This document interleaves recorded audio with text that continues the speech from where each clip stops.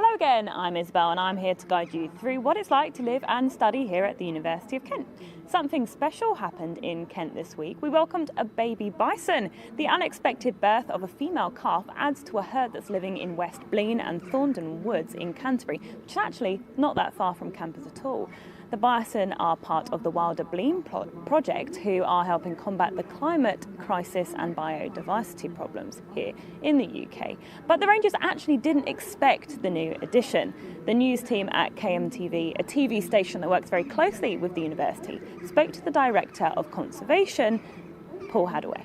The thing with dealing with what are basically wild animals is that they conceal their pregnancies. So we saw some signs a little while after the animals had settled in that the one young female appeared to be pregnant, but she's quite young. It's quite unusual, and obviously it's not something we'd expected this early on in the project. So it's a fantastic bit of news, but took us all a little bit by surprise. We're much less close to the animals than we were getting before, where we were checking how they were settling in, everything else. We've had to allow that herd to kind of reform and accept the youngster in, so that can be quite a tough time, and you have to be really careful that you're not disturbing the youngster or that the animal's not reacting badly to us being present. So we've been much more hands-off, much further back in our kind of viewing of them and things like that, and just checking that she's all right and that she's kind of getting herself set up well.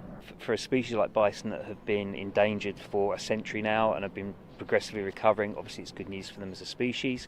For us, this is the first female born into the wild who will get to understand Blean Woods as her home with no other kind of frame of reference. So how she understands the wood and uses the wood and how she moulds with the herd is going to be amazing. And then with our German bull that's arriving within the next couple of months, hopefully this is just the beginnings of a bigger herd. Well, how exciting was that? A new baby bison here in Kent. So it's all part of that Wilder Blean project, which Izzy was just telling you about. And I'm now joined by one of the students here at the University of Kent, Daisy, and you study conservation here. So it must be quite exciting to be living in Kent when there's this new exciting project here. Yeah, it's amazing. So bison used to live here many, many years ago, and they're amazing ecosystem engineers, and having them back in Blean Woods, which is literally about 20 minutes up the road, is just amazing. So they're actually going to be used for clearing woodland space on the floor, bringing much more light, and it's also going to return lots of biodiversity, which is really important, because within the last 10 years, especially in the UK, we faced a massive decline in biodiversity, and the bison are just going to be amazing to bring that back for us. And it's just being a student so close to such a global thing, because they've had viewers all the way around the world. It's just amazing. Well, you're quite clued up on that, and that's because you study conservation. So what does that course entail? So I study wildlife conservation, but it's not strictly based on animals. So we do animals, we do plants, and we also focus on people as well, which is quite a shock to everyone, and how people are involved in nature, how we can reconnect with nature, because that's such a big thing. Many people don't see us as part of nature, and it's a really cool way to understand how we can help nature by reconnecting with it. But we also focus on climate change, genetics, and how genetics can bring back species to different parts of the world. And we're also part of the DICE, I don't know what it's called, DICE basically, which is an amazing thing globally, and that gives us so many opportunities to work with loads of people around the world as well. Well, as well as studying here, of course, you live here in Kent. You've actually lived here your whole life. But what's it like living here in Canterbury? Canterbury is amazing. So at first year, I'm fourth year technically now, but my first year I lived on campus. It's amazing because there's everything on here. You've got shops, you've got cafes, you've got bars, you've even got a nightclub on here, which I absolutely loved. But you're also literally 20 minutes away from the town too. You can either get the train, there's buses, there's taxis, there's so many different services that you can use. But in second year and third year, I lived off campus. Easy to get up here, even though it's on top of the hill. So walking can be a little bit difficult, but it's not too bad. And now I'm in my fourth year, I'm actually commuting, so I'm just driving. At first, because I'm doing a separate course to that, as wildlife conservation, I was a bit nervous about meeting new people commuting, because I've never done that before. But everyone's so open-minded and just easy to get along with. And now you are doing a year in television after you finish your conservation course. Tell me, what's that all about? The television course is absolutely amazing. So we help out with things like this. I went up to Westminster Thursday because obviously all the big news going around right now. The facilities there. So this course is actually Medway based because University of Kent have 2 campuses, one in Canterbury and one in Medway. The facilities up there are amazing. You've got Starbucks, obviously you've got parking, which is great, and also the KMTV, who I'm doing my year in with. The facilities there, you've got galleries, you've got camera equipment, and everyone there is just lovely as well. And here on the Canterbury campus, what's sort of your favourite facilities here? You talked about the nightclub, but there's lots of cafes, libraries here. Where's your favourite place to go? So I've got a few favourite places to go. So first year I live quite close to Woodies, which is near Parkwood. That is amazing. They always do silent discos when it comes to Halloween. There's always different activities going on. Karaoke. I'm a social sec, Get Me Out of Here, which is really funny. They get to eat bugs.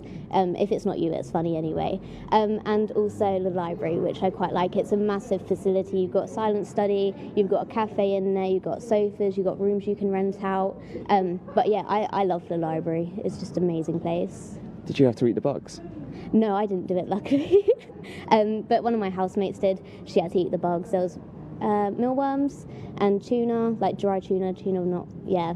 But it is really funny to watch everyone. And the idea of that, everyone from a society gets involved. So this was for Korfball. Their social sec, so the person that runs the socials, like going out doing day events, they have to put themselves forward to do it. And the person that wins that gets some money that goes towards their society. And there's loads of societies here. When I first started university, in my first year, my biggest regret of first year, right, was not joining that many societies. I just didn't really do it, and I really regret not doing that. So what societies are on offer here at the University of Kent? There are literally hundreds of societies at Kent. You can go onto their website and you can literally scroll down. There's a tea society, there's a baking society, limited sports society. One I was part of in first year was Kent Snow. So you get to learn to ski and snowboard, which is awesome. And then in my third year, I didn't join the sports side, but I joined the social side of Korfball, which is like a mixed gender sport, which is really interesting because obviously you don't get many of those. But yeah, even if there isn't a society that you can find that you're interested in, you can actually make your own as well here, which is pretty cool. Where do you ski in Kent? Oh gosh, I think it's in Dry Slopes in Gillingham. So they provide travel. I think pretty sure everyone gets mini coaches up there. But yeah, they do trips abroad. Many of the sports societies do trips abroad because they actually get involved with competitions. So I know Korfball last year, they actually become second in nationals, which was in Amsterdam. So yeah. Well, it sounds like there's lots of things going on here. It sounds really exciting. And you're telling us about your conservation course, which just sounds brilliant. Kind of wish I did that course myself. But now let's have another look at another video to do with these wild bisons that are here in Kent. The art installation by the University of Creative Arts students is a really lovely opportunity to build a relationship between the Wilder Bleam project, which is Kent Wildlife Trust and Wildwood Trust, and the University of Creative Arts for the long term. And it was a bit of a natural idea really that the university is so close, these students are building their skills, some of them are super talented. Let's combine these two things, get these students enthused about a project that's right on their doorstep, and we as a project massively benefit from having new ideas and new art brought to the site. The Wild Art Trail itself has existed for roughly 10 years now, with the first pieces installed in December of 2011. But with most pieces being made out of materials found in the woods, they were designed more to biodegrade back into nature than to last for any considerable amount of time.